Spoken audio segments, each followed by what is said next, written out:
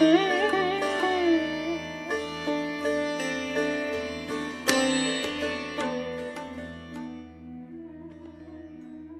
मेहता को गुजराती भाषा के आदि कवि और भक्ति कवि के रूप में जाना जाता है। वे नरसी भक्त या भक्त नरसइयों जैसे प्रिय नामों से भी प्रसिद्ध हैं।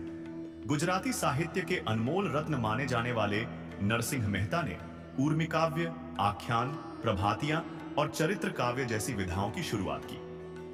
आज भी सुबह सवेरे उनके प्रभातियां कानों में गूंजते हैं और उनके भजन व कविताएं सैकड़ों साल बीत जाने के बावजूद लोगों के दिलों में जीवंत हैं। लोग इन्हें भक्ति भाव से गाते हैं। 15वीं शताब्दी में भारत में जब भक्ति आंदोलन की लहर उठी, तब गुजरात में उसे रंगने का कार्य नरसिंह मेहता ने किया। उन्होंने भक्ति और ज्ञान के मार्ग की गूढ़ बातों को सरल भाषा में कविता और भजनों के माध्यम से जन जन तक पहुंचाया। ऊंची नागर जाति में जन्म लेने के बावजूद उन्होंने अछूतों के बीच जाकर भजन गाए और समाज को जात पात के बंधनों से ऊपर उठकर यह समझाया कि सभी मनुष्य भगवान की संतान हैं। नरसिंह मेहता के ये विचार अपने समय में क्रांतिकारी थे। यही कारण है कि महात्मा गांधी, जो देश के राष्ट्रपिता हैं, वे उन्हें अपना आदर्श माना। बापू का प्रिय भजन वैष्णव जन तो तेने कहिए भी नरसिंह मेहता द्वारा ही रचित है। नरसिंह मेहता का जन्म विक्रम संवत 1409 के आसपास काठियावाड़ के तलाजा गांव, जो आज भावनगर जिले में है, में हुआ था।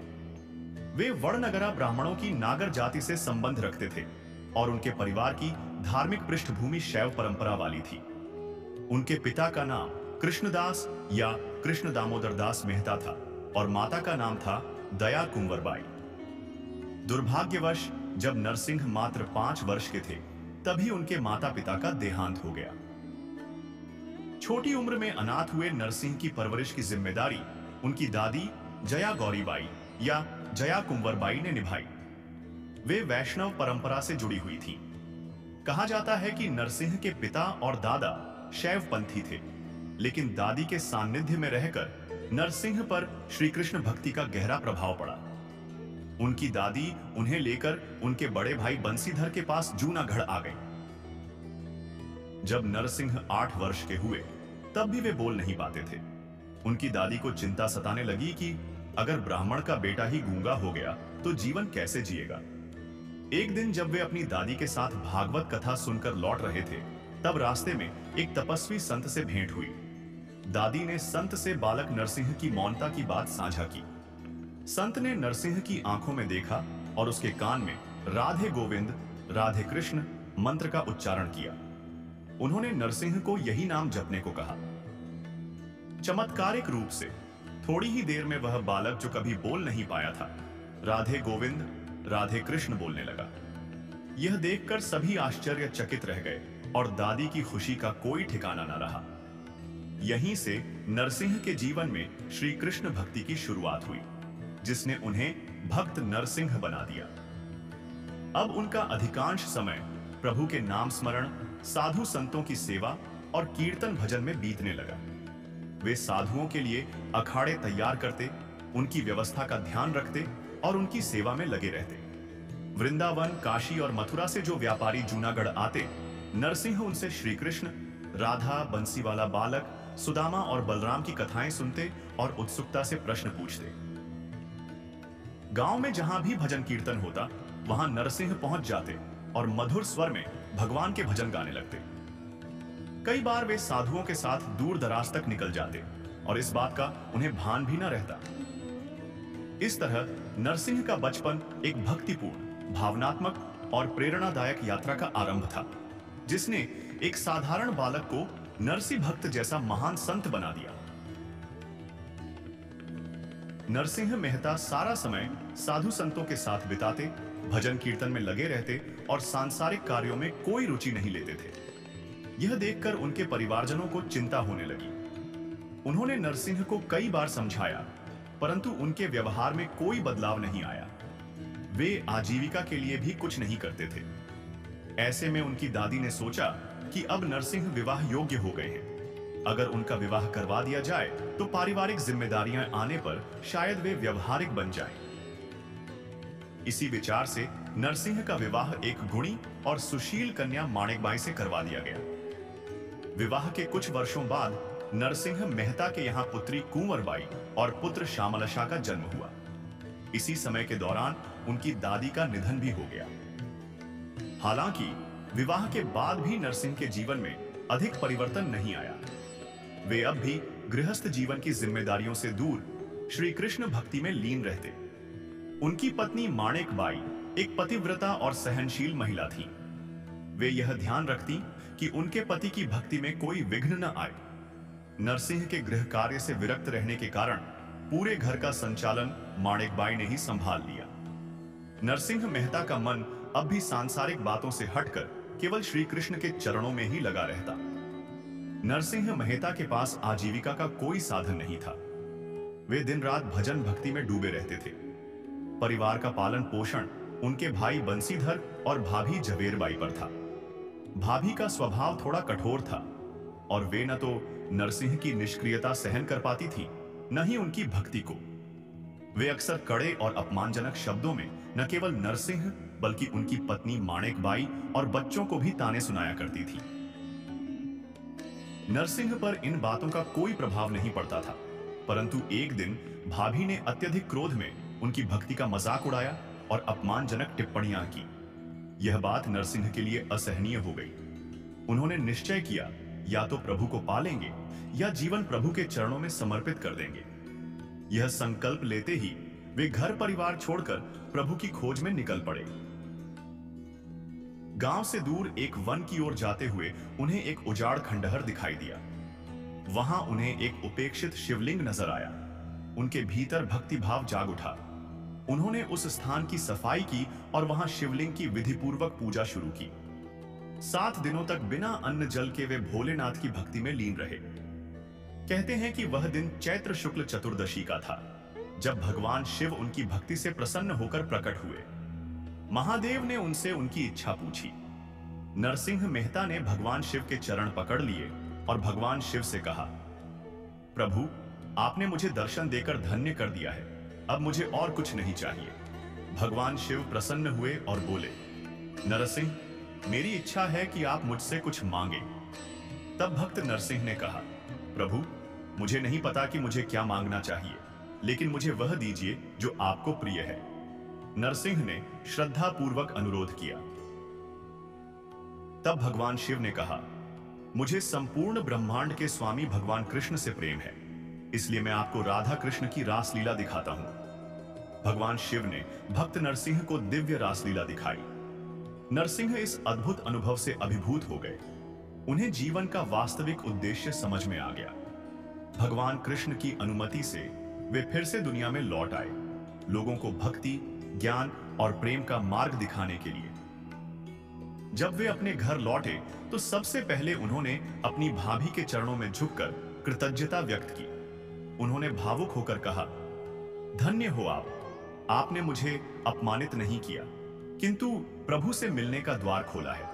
आप मेरे लिए गुरु तुल्य हो। इस जन्म में भले ही आप भाभी रूप में मिली, अगले जन्म में मुझे मां बनकर मिलना।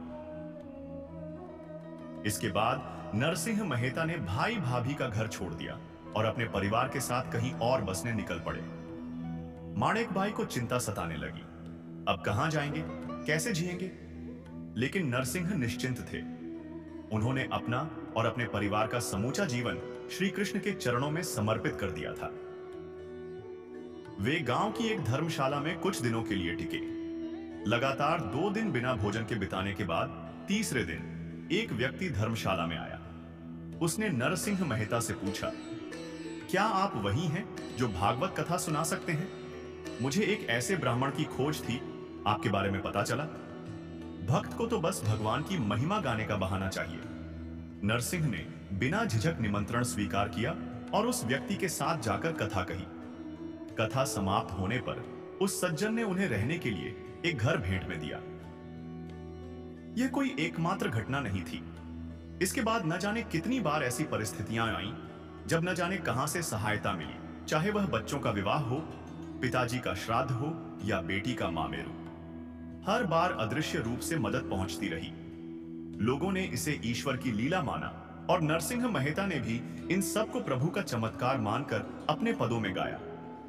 समय बीतता गया और जब नरसिंह मेहता की बेटी कुंवरबाई विवाह योग्य हुई तो मां माणिकबाई को उसके विवाह की चिंता सताने लगी। उन्होंने एक दिन नरसिंह जी से यह बात कही। नरसिंह मुस्कुराकर बोले, कुंवर तो मेरे प्रभु की बेटी है, उसकी चिंता हमें नहीं करनी चाहिए। मेरी चिंता का भार मेरे नाथ स्वयं उठाएंगे। और जैसा उन्होंने विश्वास किया था वैसा ही हुआ। कुछ समय बाद खुद सामने से एक श्रेष्ठ वर पक्ष का प्रस्ताव आया। कुंवरबाई का रिश्ता ऊना नगर के निवासी श्रीरंग मेहता के पुत्र से तय हुआ। इस विवाह को लेकर लोगों के मन में संदेह था। यह दरिद्र नरसिंह अपनी बेटी को क्या देगा? करियावर में वो भला क्या भेंट कर पाएगा? लेकिन जब विवाह का दिन आया तो लोग आश्चर्यचकित रह गए। विवाह इतनी भव्यता से हुआ, ऐसा वैभव देखा कि लोग आंखें फाड़कर देखते रह गए। करियावर ऐसा भरा पूरा और गौरवशाली था कि सबकी कल्पनाओं को पीछे छोड़ गया। कुंवरबाई अपनी मां की सीख और पिता के दिए गए संस्कारों को हृदय में संजोए ससुराल के लिए विदा हुई, एक ऐसी बेटी के रूप में जो भक्ति और मर्यादा की जीती जागती मिसाल थी। एक बार नरसिंह मेहता अपने पिता के श्राद्ध के अवसर पर कुछ ब्राह्मणों को भोजन के लिए आमंत्रित करने निकले। श्राद्ध का अर्थ होता है पूर्वजों की स्मृति में ब्राह्मणों को भोजन करवाना और पिंड अर्पण करना। लेकिन उस समय कुछ शरारती लोगों ने चालाकी से काम लिया और पूरे नगर में यह प्रचार कर दिया कि नरसिंह ने तो पूरी नागर जाति को भोजन का निमंत्रण दिया है। अब ऐसी स्थिति में जहां खुद अपने और परिवार के भोजन का भी कोई ठिकाना न हो, वहां पूरी जाति को भोजन करवाना, यह तो नामुमकिन था। लेकिन नरसिंह की भक्ति की राह में प्रभु ने फिर एक बार लीला दिखाई। किसी अदृश्य मदद से वह भोज संपन्न हो गया।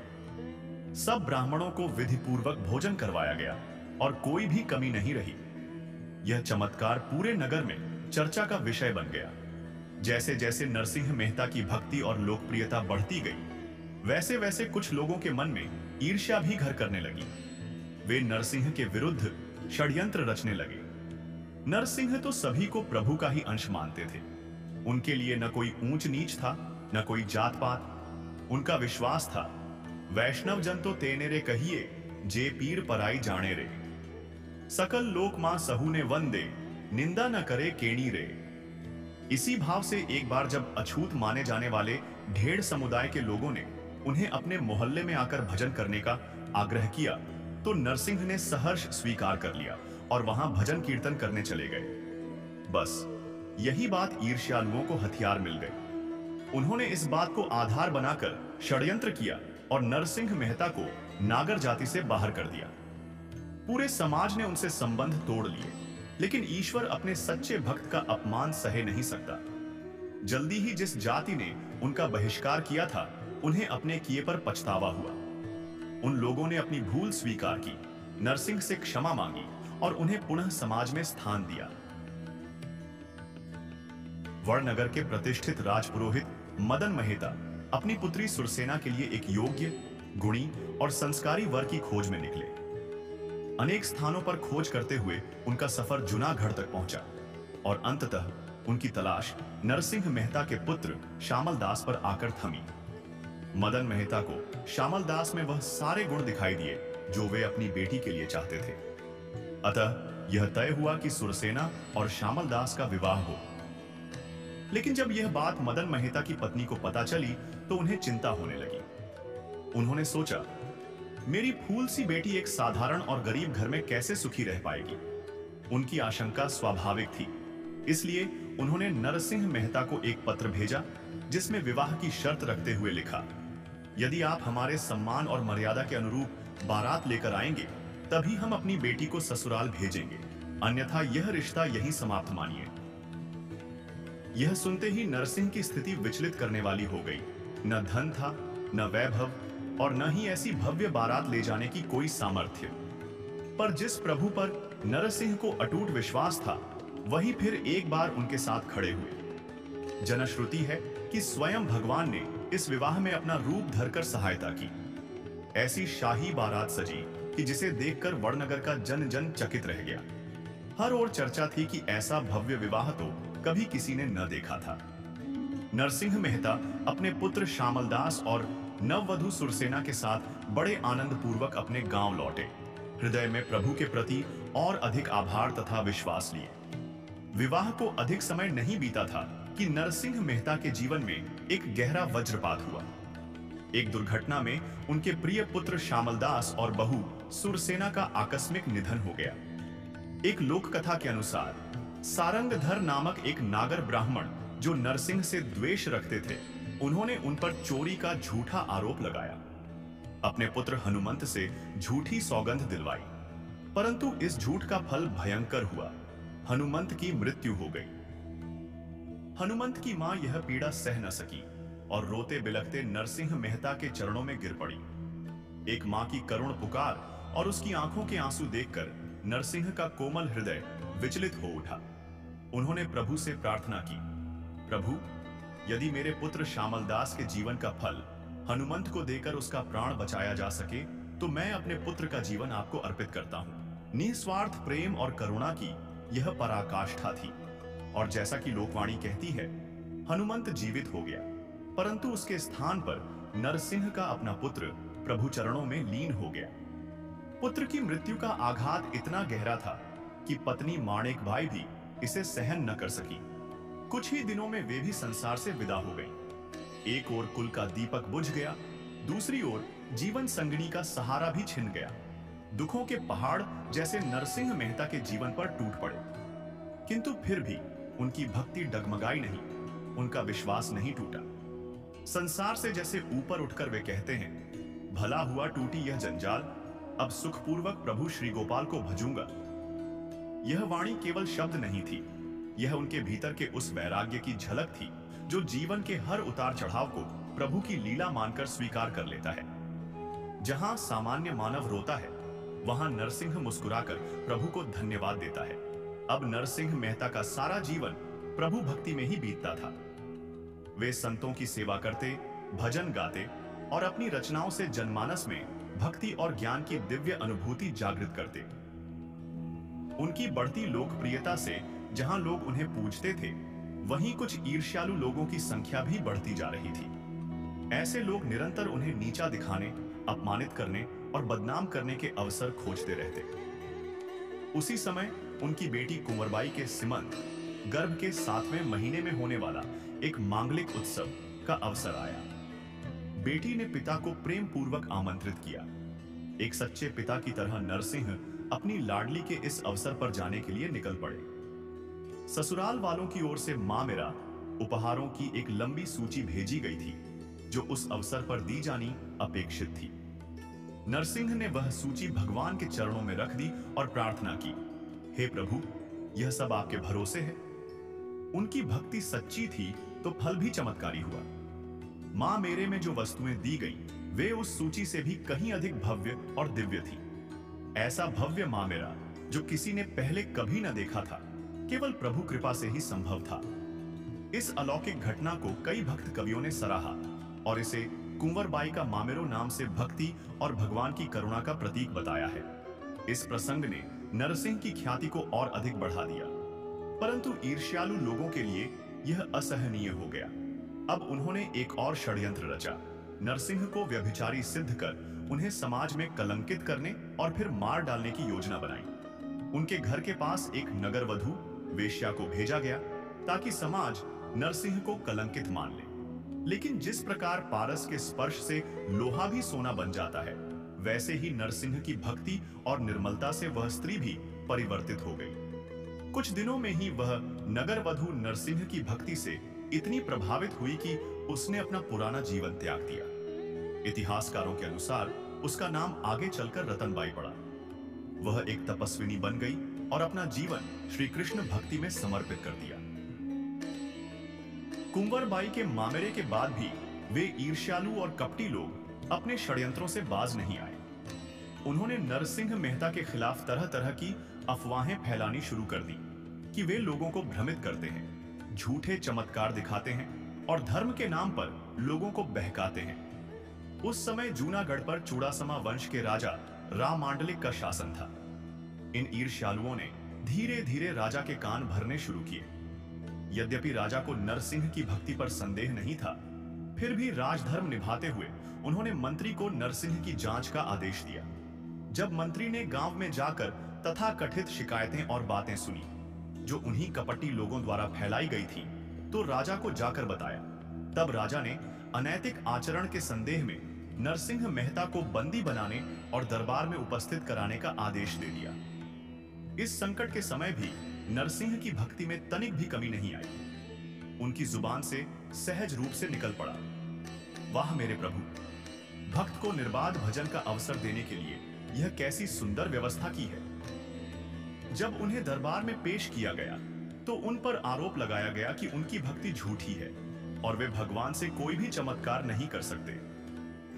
राजा ने एक परीक्षण रखा। भगवान की मूर्ति को अपने विशेष चिन्ह वाले हार से सजाया गया और कहा गया, अगर तुम्हारी भक्ति सच्ची है तो अपने भगवान से प्रार्थना करो कि वही हार उड़कर तुम्हारे गले में आ जाए। यदि ऐसा न हो तो कल सुबह जनता के सामने तुम्हें मृत्युदंड दिया जाएगा। नरसिंह ने कोई बहाना नहीं बनाया। वे शांत भाव से बैठकर भजन में लीन हो गए। एक के बाद एक भावपूर्ण भजनों से उन्होंने पूरे दरबार और जनता को भक्ति रस में सराबोर कर दिया। धीरे धीरे पूरी रात बीत गई और जैसे ही सूर्योदय का समय आया, सभी की आंखों के सामने एक चमत्कार घटित हुआ। भगवान की मूर्ति से वह हार उड़कर सीधे नरसिंह मेहता के गले में आ गिरा। यह दृश्य देख राजा और दरबार की पूरी जनता आश्चर्यचकित रह गई। सब नरसिंह मेहता की सच्ची भक्ति के आगे नतमस्तक हो गए। जो लोग उन्हें अपना शत्रु मानते थे, वे भी उनके चरणों में आकर क्षमा याचना करने लगे। यह कथा केवल गुजरात ही नहीं बल्कि भारत के कई हिस्सों में अत्यंत लोकप्रिय है। एक बार कई साधु संतों और भक्तों का एक समूह तीर्थ यात्रा करते हुए नरसिंह मेहता के गांव पहुंचा। नरसिंह ने अतिथियों का आत्मीय स्वागत किया, उन्हें जलपान कराया और बड़े आदर सत्कार से सेवा की। ऐसा स्वागत पाकर तीर्थयात्री अत्यंत प्रसन्न हुए। उनमें कुछ व्यापारी भी थे। जब वे यात्रा पर आगे बढ़ने लगे तब उन्होंने नरसिंह से निवेदन किया कि वे उन्हें एक हुंडी दे दें, यानी उस समय की चेक या वचन पत्र जैसी एक व्यवस्था, ताकि मार्ग में कोई जोखिम न हो। नरसिंह मेहता ने उन्हें एक हुंडी लिखकर दी, लेकिन वह किसी साधारण व्यक्ति के नाम पर नहीं बल्कि श्यामल शाह शेठ अर्थात भगवान श्री कृष्ण के नाम पर। व्यापारी यात्रा करते हुए एक बड़े नगर पहुंचे और वहां श्यामल शाह शेठ नाम के व्यक्ति को ढूंढने लगे। पूरा नगर छान मारा, परंतु कोई ऐसा व्यापारी या व्यक्ति नहीं मिला जिसका नाम श्यामल शाह शेठ हो। थक हार कर वे एक धर्मशाला में जाकर ठहरे। वहां बैठकर आपस में कहने लगे, लगता है नरसिंह मेहता ने हमें मूर्ख बना दिया। श्यामल शाह शेठ जैसा कोई है ही नहीं। तभी अचानक एक सज्जन व्यक्ति धर्मशाला में आए। उन्होंने वह हुंडी स्वीकार की और यथोचित धनराशि उन व्यापारियों को सौंप दी। लोक कथाओं के अनुसार वह व्यक्ति और कोई नहीं स्वयं भगवान श्री कृष्ण थे, जिन्होंने नरसिंह मेहता की भक्ति पर अपनी मुहर लगाई और अपने भक्त का कर्ज चुकाया। नरसिंह मेहता के मृत्यु के बारे में कोई प्रामाणिक ऐतिहासिक साक्ष्य उपलब्ध नहीं है, परंतु लोक मान्यताओं के अनुसार उनका देहावसान सन 1488 के आसपास लगभग 69 वर्ष की आयु में काठियावाड़ के मांगरोल नामक ग्राम में हुआ था। आज भी मांगरोल में एक स्थान है जिसे नरसिंह मेहता स्मशान कहा जाता है। ऐसा माना जाता है कि इसी पवित्र भूमि पर नरसिंह मेहता का अंतिम संस्कार किया गया था। उन्होंने अपने जीवन के अंतिम क्षण तक प्रभु नाम का जप किया। उनका संपूर्ण जीवन कविता और कीर्तन के माध्यम से एक ऐसी निर्मल नदी बना जो आज भी हजारों हृदयों को भक्ति और आनंद से स्नान कराती है। उनकी रचनाएं केवल शब्द नहीं, ईश्वर से एक जीवंत संवाद है और उनका जीवन भक्त और भगवान के बीच एक दिव्य पुल की तरह हमेशा हमेशा के लिए अमर हो गया।